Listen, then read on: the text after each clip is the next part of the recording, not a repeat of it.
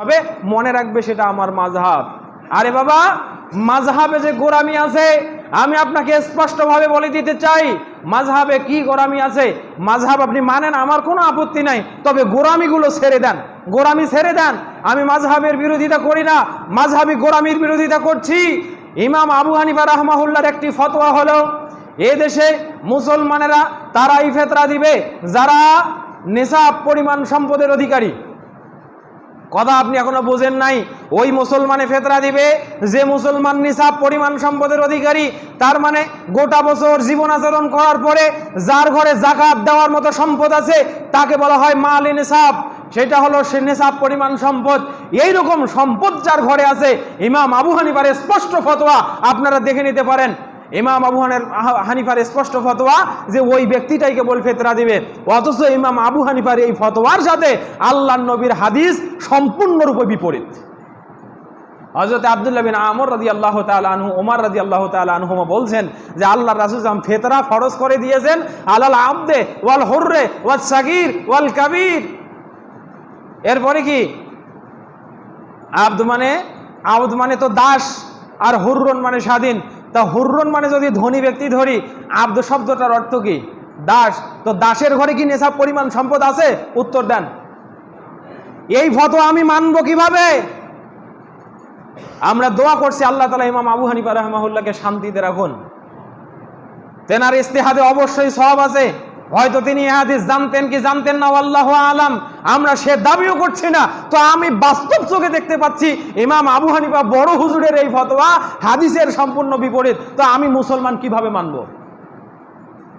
এখন আমিও যদি ওই ফতোয়া দেই, আরে হুজুর বলেছে তাই আমি বলছি চলবে, তো হুজুর কোথা থেকে বলল সেটাই আমি জানলাম না। হুজুরের কথা আবার বাস্তব দেখা যায় হাদিসের বিপরীত, তো কিভাবে মানা যায়? তুমি কেমন হুজুর? সম্মানিত হাজিরিন, এদেশের প্রণিধানযোগ্য একজন আলেম কাশেম নানুতবি রাহমাহুল্লাহ, যিনি মারা গেছেন, দেওবন্দ মাদ্রাসার প্রতিষ্ঠাতা, যেটাকে আমরা মারকাজুল ইসলাম, মারকাজুল উলুমুল ইসলাম, ইসলামিক জ্ঞানের মারকাজ মনে করি গোটা এশিয়া মহাদেশে। আল্লাহ তাদেরকে নিঃসন্দেহে এজন্য ভালো যাচাই খায়ের দেবেন। আমি আহলুল হাদিস একটি বৈশিষ্ট্যগত নাম। এখানে আহলুল হাদিস কি বর্তমান জামানার তৈরি নাকি আল্লাহর রাসূলের সময়কার তৈরি? তখন থেকে চলে এসেছে। এই প্রশ্নের উত্তরে লেখক একটা ঘটনা কোট করেছেন সুন্দর একটা কোটেশন দিয়ে। উনি বলছিলেন ওনার কাছে একদিন একটা ফতোয়া নিয়ে, কার কাছে? কাশেম নানুতবি রাহমাহুল্লাহর কাছে একটা ফতোয়া নিয়ে আসা হয়েছে। আর তিনি এই ফতোয়া শোনার পরে বললেন, কোরআন হাদিসে কি আছে সেইটা বড় কথা নয়, বরং এই ফতোয়া যদি ইমাম আবু হানিফার মাসলাকে প্রমাণিত হয় তাহলে আমাদের জন্য গ্রহণযোগ্য, আর যদি ইমাম আবু হানিফার মাসলাকে প্রমাণিত না হয় তাহলে গ্রহণযোগ্য নয়। এইটার নাম হলো মাযহাবি গোরামি। কেন? আবু হানিফার মাসলাক থেকে কেন প্রমাণিত হতে হবে? ইমাম শাফি রাহমাহুল্লাহর মাসলাক থেকে কেন প্রমাণিত হতে হবে? ইমাম আহমদ বিন হাম্বলের মাসলাক থেকে কেন প্রমাণিত হতে হবে? কেন হতে হবে মাসলাকি প্রমাণ? বরং প্রমাণ তো হওয়ার কথা ছিল কোরআন এবং হাদিস থেকে। কোরআন এবং হাদিস থেকে যদি প্রমাণ হয় তাহলে মানব, আর যদি প্রমাণ না হয় তাহলে ওটাকে ছুঁড়ে ফেলে দেব। এটা তো হওয়ার কথা ছিল। তো হুজুর যখন বলে এই কথা, তখন আপনি আর আমি আবার যাই কোথায়? সম্মানিত হাজিরিন, তাকলিদ এবং ইত্তেবার ভিতরে পার্থক্য আছে। এজন্য আল্লাহ রাব্বুল আলামিন বলছেন, ইত্তাবিউ মা উনজিলা ইলাইকুম মির রাব্বিকুম। হে পৃথিবীর মানুষ, থামো, তোমাকে পা বাড়াতে হবে না, অত বেশি তোমাকে দৌড়াতে হবে না। তুমি স্পষ্ট ঘোষণা জেনে নাও, ইত্তাবিউ, তুমি অনুসরণ করো, মা উনজিলা ইলাইকুম মির রাব্বিকুম, তোমার রব তোমাকে তোমার উপরে যা অবতীর্ণ করেছেন তুমি তার অনুসরণ করো। ওয়ালা তাত্তাবিউ, খবরদার অনুসরণ করো না, মিন দুনিহি, আই মিন মা আনজালাল্লাহ, আল্লাহ যা নাজিল করেছেন এটা ছাড়া তুমি অনুসরণ করো না। কার? আউলিয়া। ওলির বহুবচন হলো আউলিয়া। পৃথিবীর হোমরা সোমরা বড় বড় মৌলবীর অনুসরণ করো না। এই স্পষ্ট অনুবাদ এটা।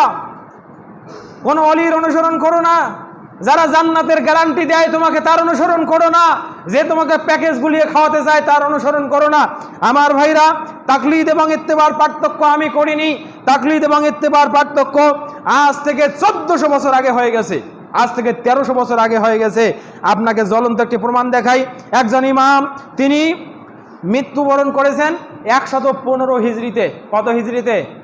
115 হিজরি, আর আজকে কত হিজরি? 1450 হিজরি পার হয়ে গেল না? তার মানে আজকে থেকে 1300 বছর আগের কথা। তিনি বলছেন, তার নাম ইমাম আবু বকর মালিকি, তিনি মালিকি মাযহাবের একজন পরিধানযোগ্য ইমাম।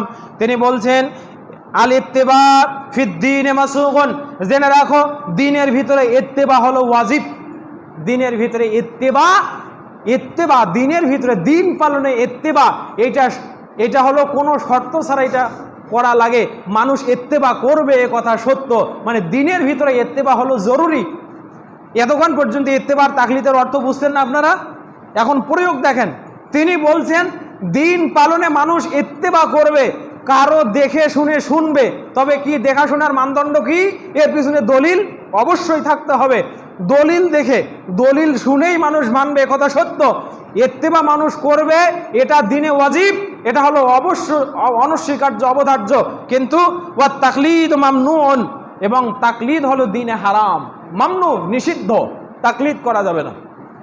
আপনি যা মানছেন ওটা যদি আপনার মনে এই হয় যে হুজুর বলছে তাই ঠিক, এটার নাম তাকলিদ। আর যদি বলেন যে হুজুর বলেছে তো দেখি কোথা থেকে বলেছে, হুজুর বললেন তো তা প্রমাণটা কি? তো আমি বললাম প্রমাণ হলো কোরআনের ওই আয়াত, আমি বললাম প্রমাণ হলো কোরআনের এই হাদিস, এই হাদিসটা এটা বুখারীতে, বুখারীতে ওই বাবের ভিতরে আছে, নম্বর না হয় নাই বললাম।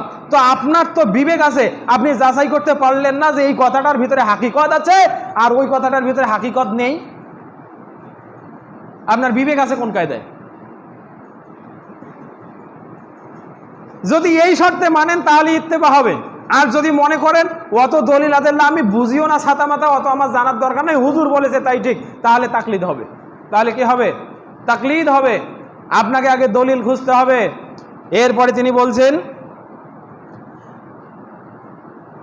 আত-তাকলিদ মানাহু ফি আশ-শারঈ আর-রুজু ইলা কাওলিন লা হুজ্জাতা লিকাইলাতি আলাইহি।